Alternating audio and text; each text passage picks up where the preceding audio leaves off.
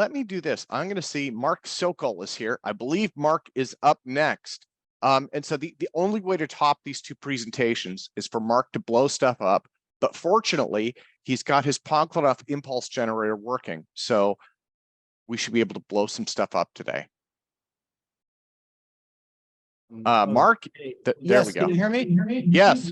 Okay, now Are you ready? Do you have the explosion sequence primed for us? Yes, we do. Are you getting feedback, sir? Turn the sound down over there.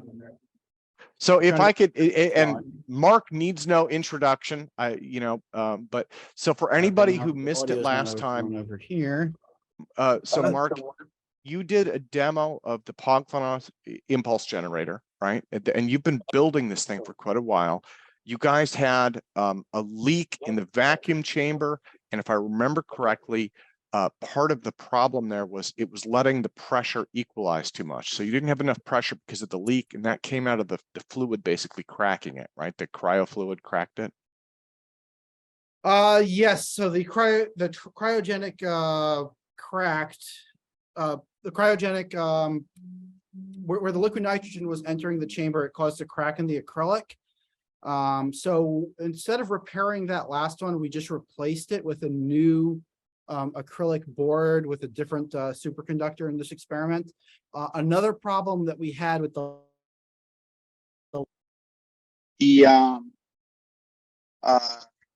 high-speed camera, which is right behind me, was too close to the experiment. So this time we moved the experiment all the way down to the other side of the shop. It's about 30 feet away. There's a zoom lens on the high-speed camera.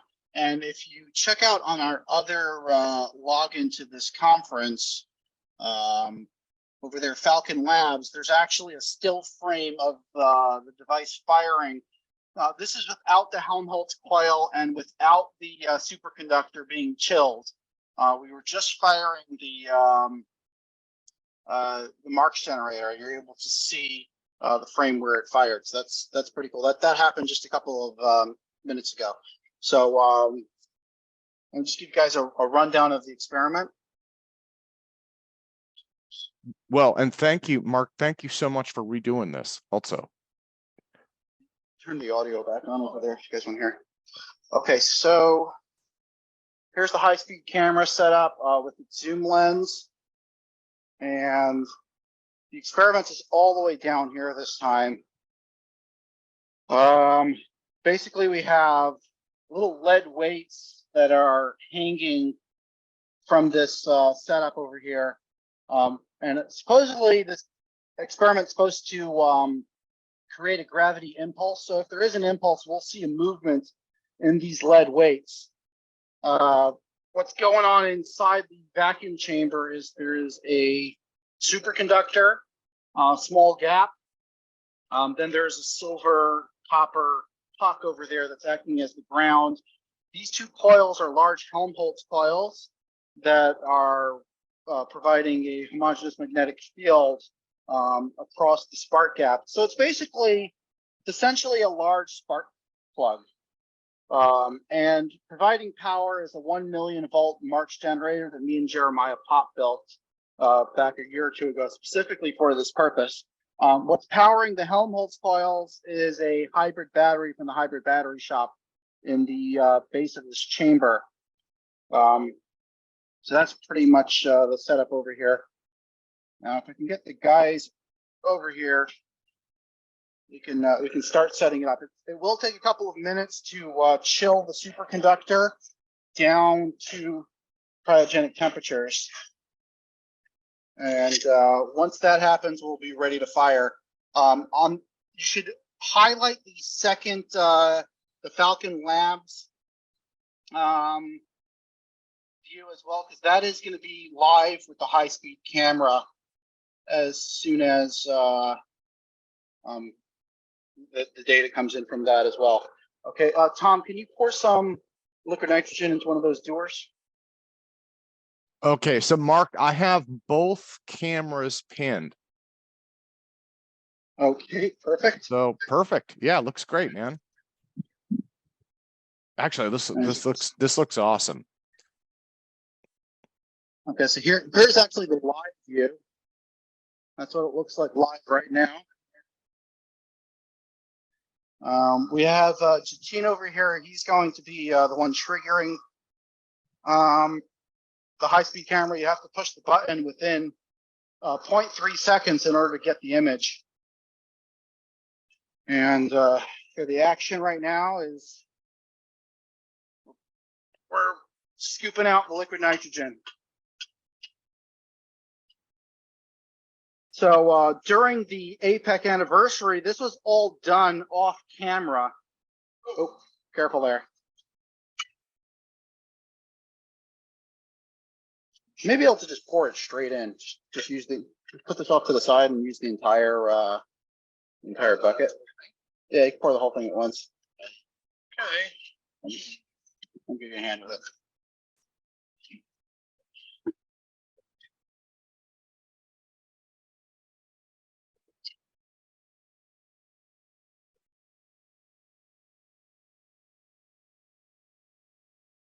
Okay. Yeah. Oh, okay. Okay, start pouring it in. Into that part where the marks. Oh, you don't need that. You don't need that. No, that would just block.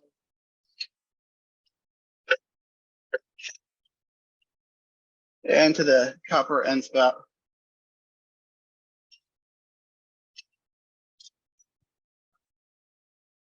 As much as it will take. Yeah. Tom said he doesn't know what he's doing. If we knew what we were doing, it wouldn't be research. That's a good line from Professor Earl. It's starting to shell.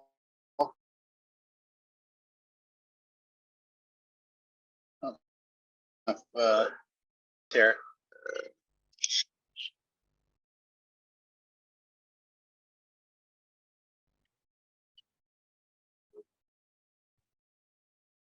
Starting to turn frosty in there.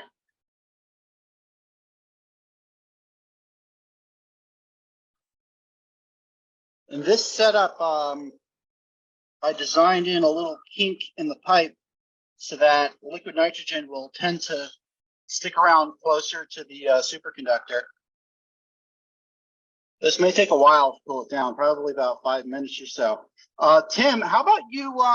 Can you give guys an overview about this experiment? Because you were actually the person who interviewed Professor Podkletnov about his gravity beam experiment back in the 2000s.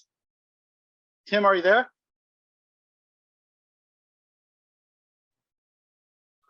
I don't think Tim is there, but I can explain what the experiment's about. I'll go for it. All right. So, yeah, what Dr. Podkletnov did back in the 90s was it's a copper tube with a superconductor at the end, and there's a gap between it. Yep. That's the anode and the cathode. The cathode is grounded. And then these two brown circles around it are Helmholtz coils to create a uniform magnetic field, so that when the charge leaves the superconductor and the spark crosses the gap, it will go in a straight line. It'll follow the magnetic flux. And the objective is there should be a camera on a target that's going to show us when this thing fires if these pendulums swing, because it should initiate a gravitational impulse, which should be able to swing the pendulums. That's the goal. The theory behind it is that the gravitational impulse is related to the magnetic vector potential. And the greater the magnitude of a magnetic vector potential you can get aimed at the pendulum, the more coupling to a gravitational potential you'll have. So it's kind of like gravitomagnetism. You know, I really want to hand it to Mark too. Mark, you have done amazing setup on this. The camera, the pendulums, all of this looks really great. And I have to thank, of course, the team that helped us, Tom, Gene, Wayne, Jella came out here and set up the pendulum setup.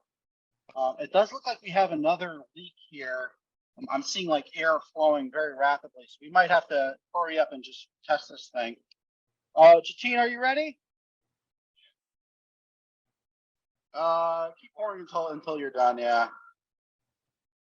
How much more do you have in the? Is the vacuum pump on? The vacuum pump is on continuously. Yeah, it's pretty. It's about 28, negative 28. I hear it. So it's not a very strong vacuum. Okay, so let me look up the Helmholtz coil.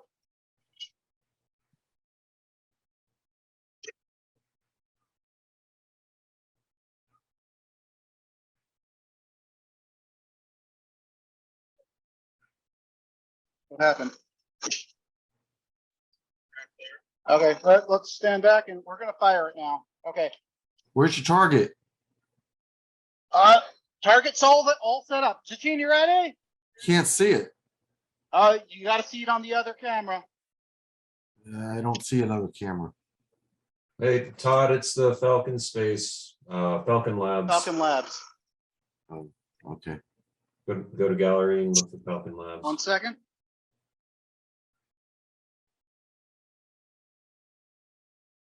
Jatine, get ready to fire.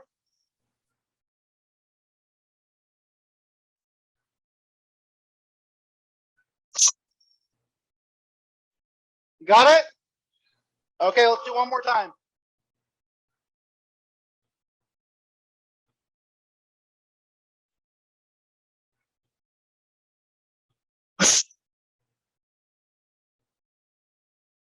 From the side over here, we're seeing a lot of air flowing into the chamber.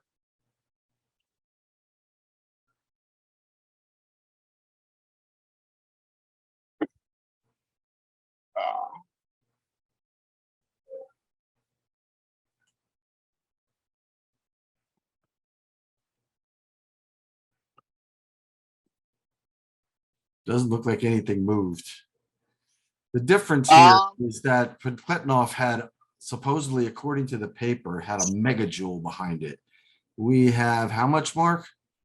This is a very small amount of power. Yeah.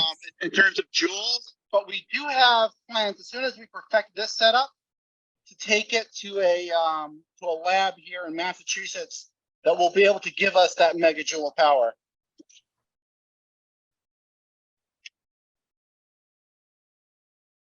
Okay, so we're gonna head over to the high speed right now and try to get a view of what we captured with that. I did see a spark even on the regular camera, so. Okay, how many shots did you capture? So you got 3? Oh, okay. It may have covered over a couple of them because there's only 4 signs that were available. Mark, why don't I unpin the Falcon Labs camera now? That's actually where we're going right now. Is the Falcon Labs Okay. camera. I'll leave them both pinned then. Yeah, Mark, Yeah, I think that this was heads and tails better than the last one. And this gives us an excuse. The air leak gives us an excuse for next APEC. Yeah, it is visible. I caught it on my cell phone. With these kind of experiments, things happen very quickly. So it's great to have them going on live. So this is from sign 1. Basically, I chop up the memory in the camera into 4 different sections. Each one of those sections gives us 0.31 seconds at 7,500 frames per second in full resolution with this camera. So we'll go on to sign 2. Now this should have been ran with the with everything. Let's see if we can find the spark. If you don't trigger it within 0.3 seconds, then all you'll see is the device just sitting there.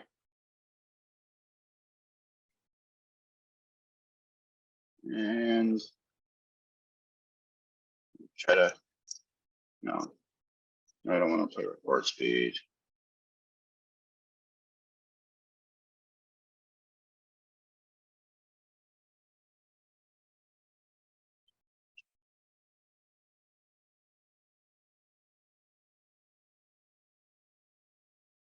I don't think we captured anything in sign 2. It looks like it's sign 3. See what that got.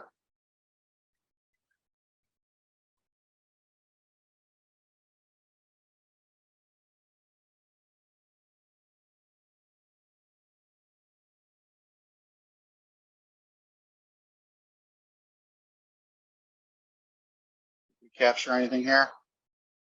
Mark, there's a white frame and that's when the Mark's generator goes off. So look for like you get an EMP on the We got any camera, images isn't on it there? Facebook? Oh, there it is. Yeah, I just saw it.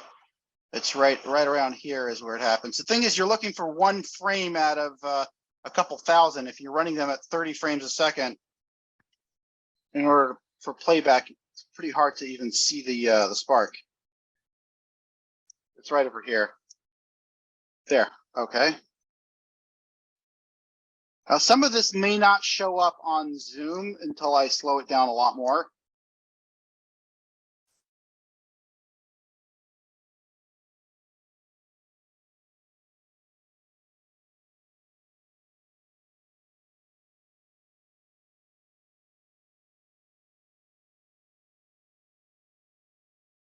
Oh, there it is.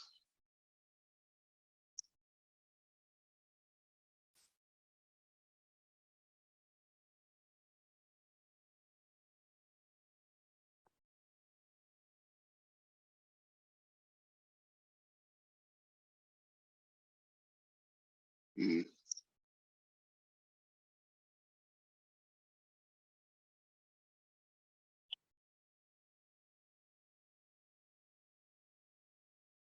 Oh, there we go. We'll go back one frame at a time. Okay, there it is. So that is it firing. You can see the airflow coming in around the pipe. So we probably have to epoxy this again. The acrylic didn't break in this instance, so it probably just needs a second thing of acrylic. But that is just one frame out of like 10,000 or something like that. No, Are you able to out share of, the screen? I'm sorry, what? Are you able to share the screen? Yeah, we're sharing the screen right now. Can you see it? No, I can just see. All I can see is you. Tim, can you fix that? It's the Falcon Labs screen. Yes, and it should, I'm not sure why that's not showing right, actually. Share screen. Allow Mark to share screen or something. No, it's the Falcon Labs screen. So Yeah, you Tim, you you probably might have hold to on, pin hold on, Falcon hold on. Labs. you might want to unpin the Try other that. camera. How's that? Yeah, I can There see it it now. is. Okay, I'm sorry about that. I had pins in place and it must not have been, they must have been glitching or something in Zoom. Yeah, so that is the high speed view. I'm going to zoom it in so we can just grab those last few pictures. And you'll see exactly what we're talking about.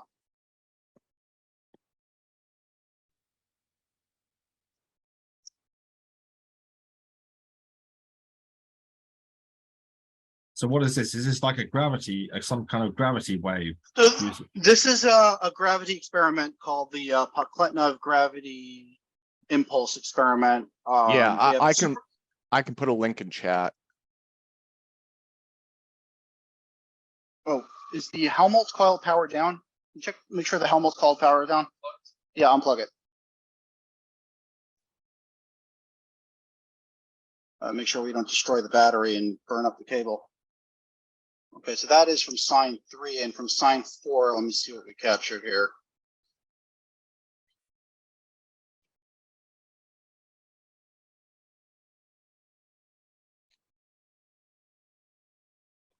Oh, we can do the analysis on this. Oh, there it is. That was pretty visible. That was probably a larger spark from. There's a 12-volt power supply unplugged. Okay. Was it unplugged or did you? Oh shit. Okay, so that Helmholtz is probably pretty hot.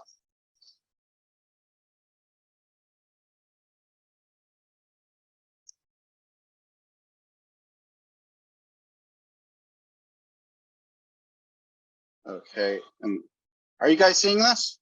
Yeah, I saw a spot, saw it light up. Okay, yeah, so now if we zoom in a little more, should be able to get the actual image.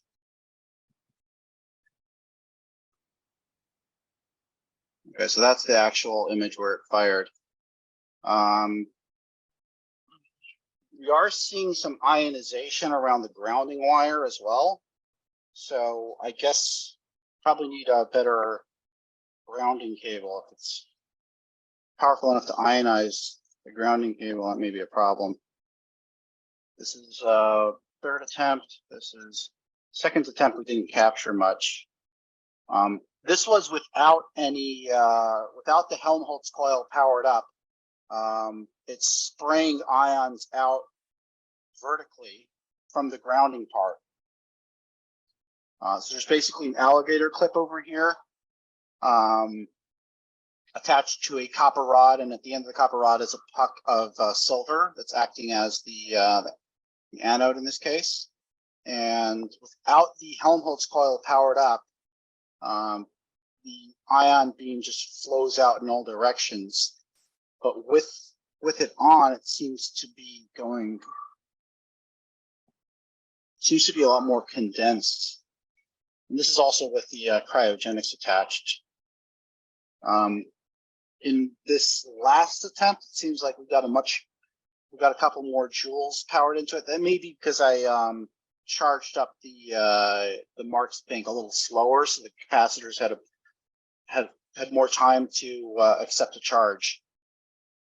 And that is the end of the results of what we got from this run of the Podkletnov experiment. It did take quite a while to set this up on its own, and we're probably going to have to fix. There's an air leak coming in from over here. You can see air flowing along the pipe, and it's probably somewhere right over there where there's air getting into the chamber, especially when we started applying cryogenics.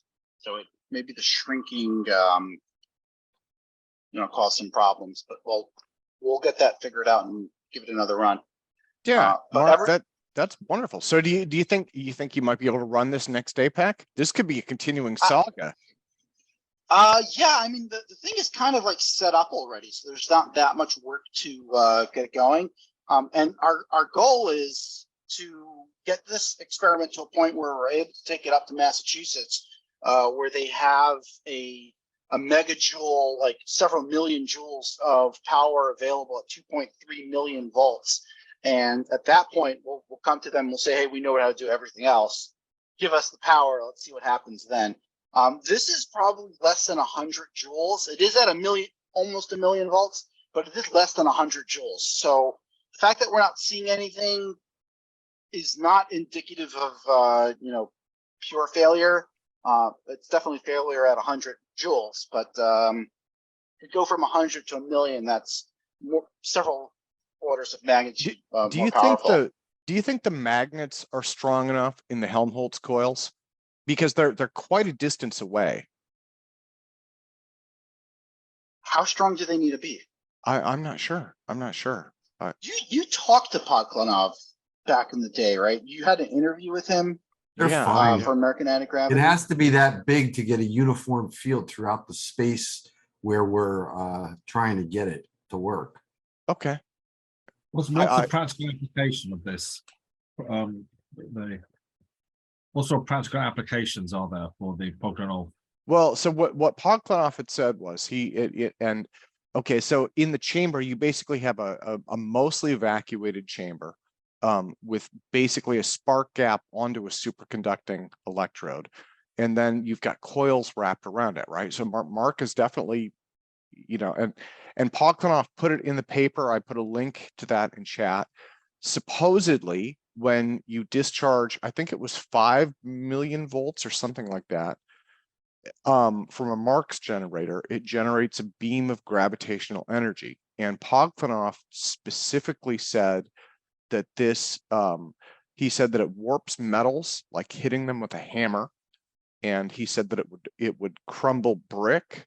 And he said that it propagated, he said he followed the beam path of damage essentially after this thing. And I believe he said that it went close to a mile, if I remember right, or a kilometer. I don't recall. It was quite a while ago. Kilometer away or something like that. Not punch holes. Yeah, so in- Brendan, imagine what you can do with a gravity beam that can't be shielded against, that can go several miles. Yeah. Probably military applications, but if the concept is true, and if we can get away from having to use superconductors and using maybe high electron drift velocity materials like graphene instead, it may have practical applications for space flight as well. Propulsion. Yeah. Yeah, I mean, I'm not understanding gravity. Yeah, Michael- the idea, as Todd explained it, was that it's just a bunch of electrons that pair up, become Cooper pairs, and then they meet this vacuum and they push space-time with them. I mean, Todd can explain it a little better. There's several different theories about why this experiment would work. Does it vacuum? Yes, there is a vacuum there. The entire chamber that you see in front of you is an acrylic tube with a vacuum pump attached to it. Vacuum pump is actually still on right now, and Is it an ion pump? no, this is a two-stage. It's not an expensive or high-end pump. We're not looking for a pure vacuum. Like Tim explained, this was a weak vacuum. Somebody else recommended that we try a low-pressure helium atmosphere in there, which would be kind of interesting to try. Well, I was thinking something similar, which is instead of basically you back pressure it with the dry nitrogen from that you produce from your LN2 tank, because nitrogen. So when I used to test the infrared sensors, I would use cryogenic liquids, and the big problem was that it would ice up really quick, and then the problem is that ice, like that thin layer of ice, that's a point of leakage current. So you're basically leaking a lot of your currents going into the water vapor, basically. And so by using dry nitrogen, that's what you would use to keep the thing from icing up, because then it's not gonna ice unless you get below the temperature of liquid nitrogen, which you're putting in there. So just a suggestion that you have a tank of dry nitrogen and you just back pressure it. When that wasn't an idea. We Oh. also have some helium balloons here that we're thinking of putting in some helium inside, because helium at around 4 Kelvin, or at pretty low temperatures, will become a superfluid. So there's a possibility that with the impulse and the cold temperatures that we have, which aren't quite cold enough, but perhaps we get some of the superfluid. Liquid helium is a lot more problematic than liquid nitrogen. You have to have a vacuum doer, and I worked on a long wave. Not liquid nitrogen. I'm talking about nitrogen from a Happy Birthday balloon. Okay, so you're saying basically you just use regular helium gas, essentially, which is inert. Yeah. Be a good idea since it's an inert gas. Another thing to try would be to backfill it with argon gas that we use for our welding machine. So that was another concept. Isn't that poison gas though? Argon? No, argon's not poisonous. Okay, good. Yeah, you're breathing argon right now. Oh, okay. Trace my note. Argon's about 1% in the air. I keep remembering something about the disk having to spin. Oh my God. That's a different. That's a That's a different How are we experiment. Yeah. That's a different Okay. experiment. But how are you going to get a disk like this to spin? I would Rotating- marvel at the engineering challenge on its own to get a cryogenic disk inside of a vacuum chamber with a Helmholtz coil, millions of volts of electricity, and it's spinning. I mean, maybe Legos might come up with something that we could use. Just Yeah, I've always been a fan of Kinects. Mark, Yes. I think this is a really brilliant experiment. It looks compelling. I mean, and it's well constructed. So you guys have put a ton of work into this. In fact, when you're done here, we definitely need to do an applause when you're done showcasing this. I think I'm done showcasing it for now. I'm probably gonna snap a couple of these little shots of the experiment running and upload them all together onto YouTube, or we could put it on the APEC channel as well. Okay, well, let's do this then. Let me remove the spotlight. I want to put this thing on gallery. Everybody, Mark Sokol and the Falcon Labs team. These guys deserve an enormous hand. So Guys are clapping for you. Yeah, we're clapping. I'll clap again. Oh, Ted Pittman's here as well. Oh, Ted, welcome, sir. Ted, yeah, we actually built something really cool with Ted, but we're keeping it it looks really amazing. It's going to be coming out later, and you guys should stay tuned for the gravity diode. That's his gyroscope machine in quad form. We'll put 4 of them together so that they balance out each other's wobbles. And right now we're working through the kinks of the motors controller. He's actually on the computer right now trying to figure out the kinks. I don't think it's going to be ready for it. Is it going to be ready today? He doesn't think it's going to be ready today for presentation, but my fingers are all chopped up from all the metal. Tom as well. He had very sharp edges on that. When you machine stuff, you sometimes end up with really sharp 90-degree edges that can cut your fingers. Michael, you have your hand up? Yeah, just a quick question. While your Podkletnov machine's still set up, more or less, it would be interesting to try putting the weights in other areas around the thing, just to see what would happen. Might as well while it's all set up. Is there a way to do that, Mark? I mean, do you think you could limp it along in terms of?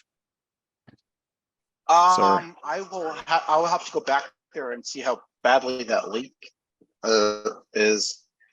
Maybe not today then, but I mean, while it's I don't think I should do that live because the setup alone would probably take a half an hour, which you guys are just going to watch me, organize stuff. But I probably could do it. But I think it's a brilliant experiment. I think and so to my knowledge, Podkletnov and Modenies wrote the paper, right? They never did video or anything like that.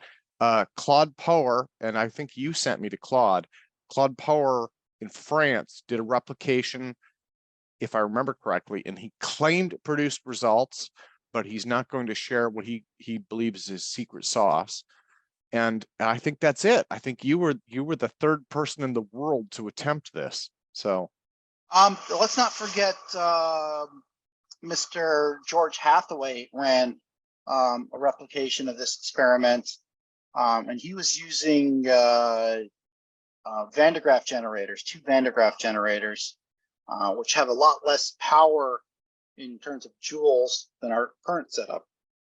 And he used all glass, and he was going crazy about getting the most perfect vacuum for his experiment, which isn't true to the experiment because the experiment itself didn't have a perfect vacuum. It had like you said, a weak vacuum. An imperfect vacuum.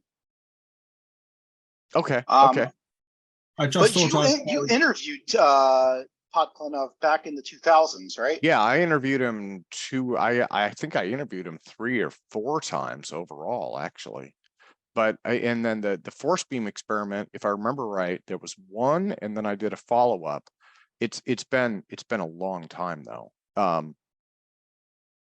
What is his current status? Is he able to come on APEC and talk about this? No, I haven't heard. I can reach out to him. I haven't heard from him in about 2 years, since the end of the pandemic. Actually, probably December 2020. So just about 2 years. I just saw that Paul Laviolette has an explanation for the Podkletnov gravity beam generator in his book Subquantum Kinetics. Oh, and Brendan, should we mention Paul Paul is very ill also. Brendan mentioned that before the Just to let conference you started. know that Paul's very ill with cancer. He's had it for a while, but he hadn't wanted it known about before, and that he may have only a few days to live. So he's in Greece at the moment with his wife and family. Live long, Paul. Paul is actually one of the inspirations that got me into anti-gravity. His book, Anti-Gravity Propulsion, was the first book I ever got on this subject, and I read it thoroughly. So yeah, Brendan, thank you for sharing that. I wasn't aware of that either. I'll just reach out an email and you know. Okay, thank you. I see Robert Tobias has his hand up. Oh yeah, Robert, go for it, sir. Yeah. Have you been in contact with Dr. Thorsten Ludwig? You met him at the Albuquerque, New Mexico conference, according to Thorsten anyway. But he has some interesting historical information on Podkletnov. Both Podkletnov, his father, and some Austrian physicist whose name escapes me, who provide some historical background. The name doesn't ring a bell. I meet a lot of people at these conferences and don't necessarily reach out to all Okay, of them. well, so that's Yeah. okay. I can give you his email address. I can put it in the chat. If you could put that in chat, you know, I had Robert. If I think if I think you're alluding to what I think you're alluding to, there was this idea that Podkletnov's father might have gotten some of this from secret weapons research during World War II. That's correct. Yeah, I've heard that from a couple of sources as well. I've never had any confirmation of that, but. Well, at any rate, Thorsten might provide some additional confirmation on that. Okay. Wonderful. Okay, well, Mark, thank you, sir. Thank you. So let's do this. Let me go back into my website here and see where we're at. I think next was I think Todd was next, right? Todd. Yes. So Todd actually. And that comes back to I'm working with Mark here. It's another experiment. Yeah. So this is another experiment with Todd using the same high voltage power supply. Okay. Well, but before we do that, though, let me put this thing again. Gal review. Mark, I gotta give him another applause. I want to do this real quick. I mean, he has been working like crazy. He's working on a ton of different devices. The Podkletnov device, though, is brilliant. I mean, you know, it's a lot to try and build, and they've had all sorts of little technical quirks and stuff like that. So Mark, thank you, sir. I can't thank you enough. I mean, yeah, that's a lot to pull off. You know, there's going to be bumps along the road, but thank you for demonstrating that.